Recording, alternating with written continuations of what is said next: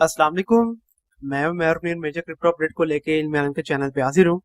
अभी सबसे पहले बात करें तो आज है 13 अक्टूबर 2022 और आप लोगों को आइडिया होगा कि प्रीवियस काफी दिनों से मैं आप लोगों को बताता आ रहा हूँ कि 13 अक्टूबर को एक काफी मेजर इवेंट होना है यूएस के अंदर की जहाँ पे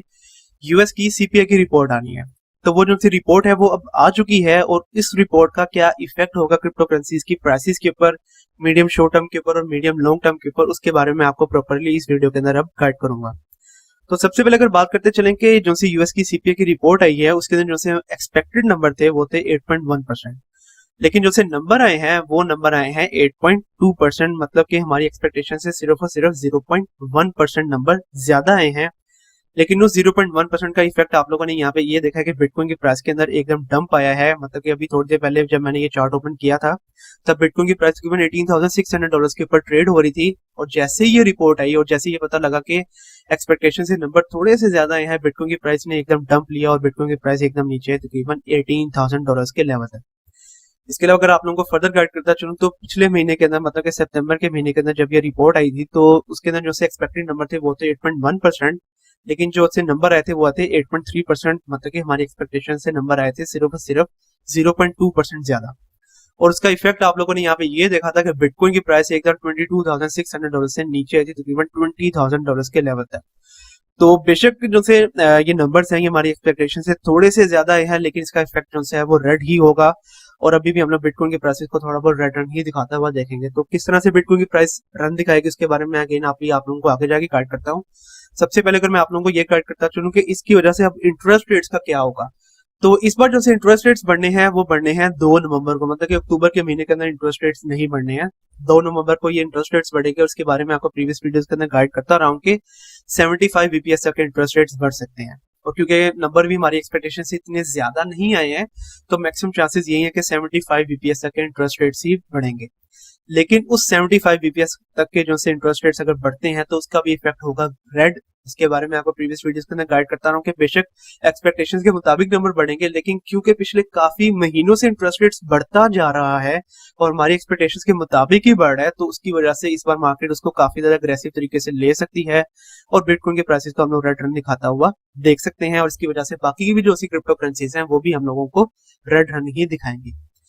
तो इस बार अगेन जो से एक्सपेक्टेड नंबर होंगे इंटरेस्ट रेट्स के वो है 75 बीपीएस, और इंटरेस्ट रेट जो से बढ़ने हैं वो बढ़ने हैं 2 नवंबर को।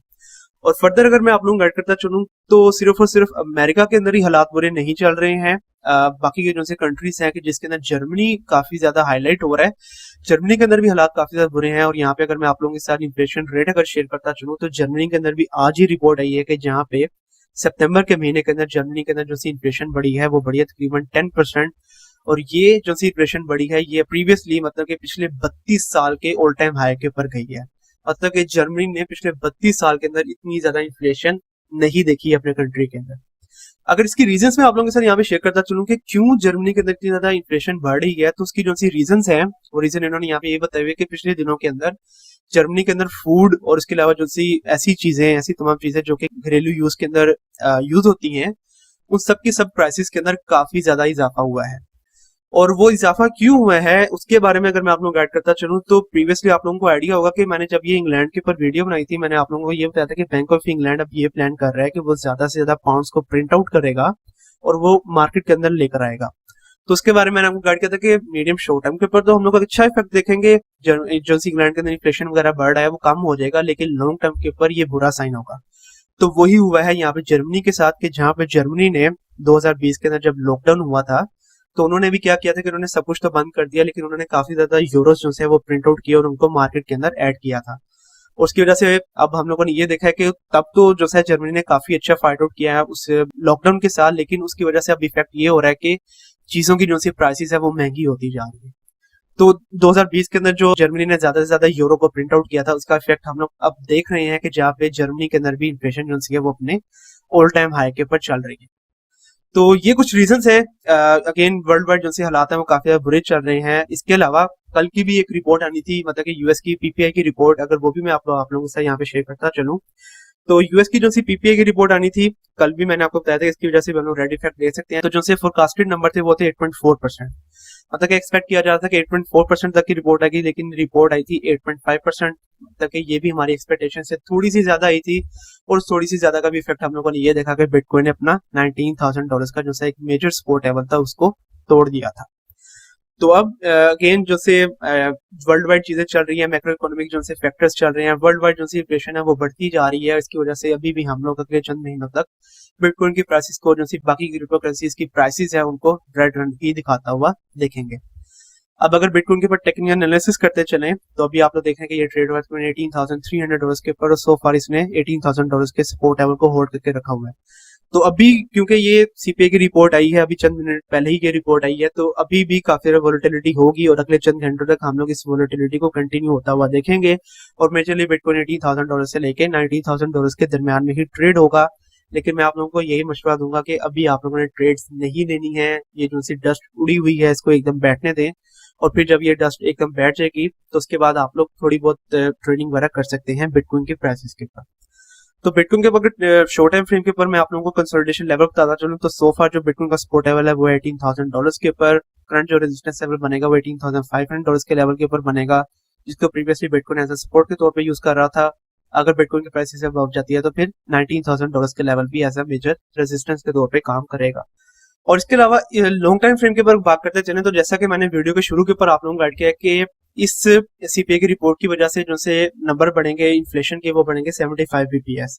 तो वो नंबर बढ़ेंगे 2 नवंबर को, और उसकी वजह से हम लोग रिटर्न देखेंगे बिटकॉइन के प्राइसेस के ऊपर। तो उस वक्त जो सा बिटकॉइन का मेजर सपोर्ट लेवल होगा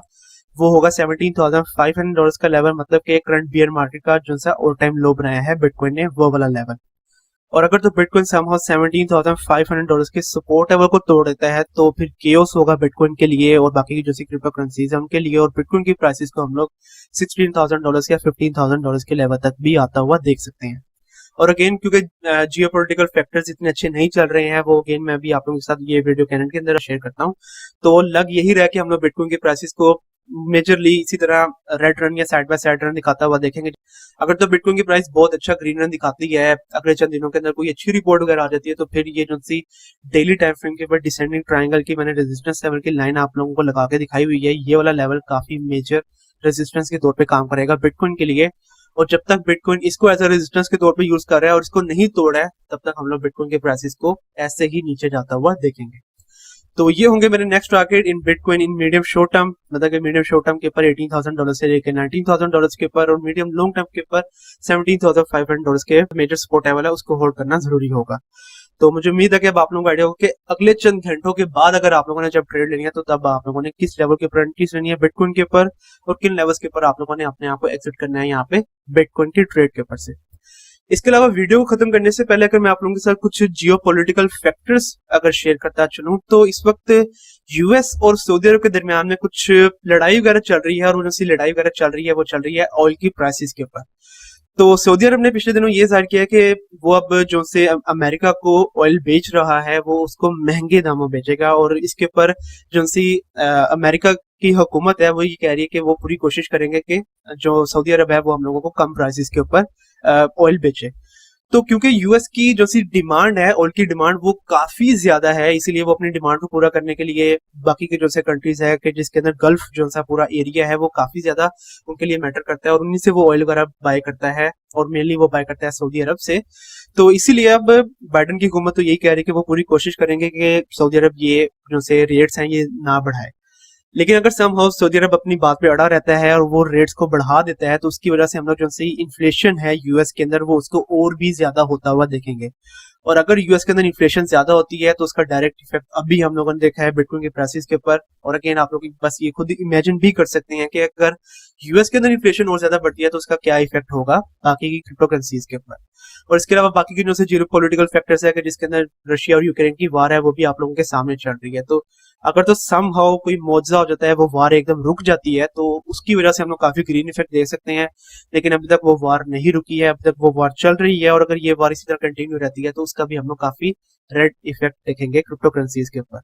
तो ये जो जितने भी जियोपॉलिटिकल फैक्टर्स चल रहे हैं कि जिसके अंदर अब ये सऊदी अरब और अमेरिका के दरमियान में जो सी ये खलिश चल रही है, आप लोगों ने इसके ऊपर भी नजर रखनी है। रशिया और यूक्रेन के दरमियान जो सी वॉर चल रही है, आप लोगों ने इसके ऊपर भी नजर रखनी है। अमेरिका और चाइना के दरमियान में जो सी टेंशन वगैरह चल रही है, इन सब के ऊपर भी आप लोगों ने अपनी नजर रखनी है। और इन सब चीजों का भी हम लोग डायरेक्ट इफेक्ट देखेंगे क्रिप्टो करेंसीज के प्राइसेस के ऊपर।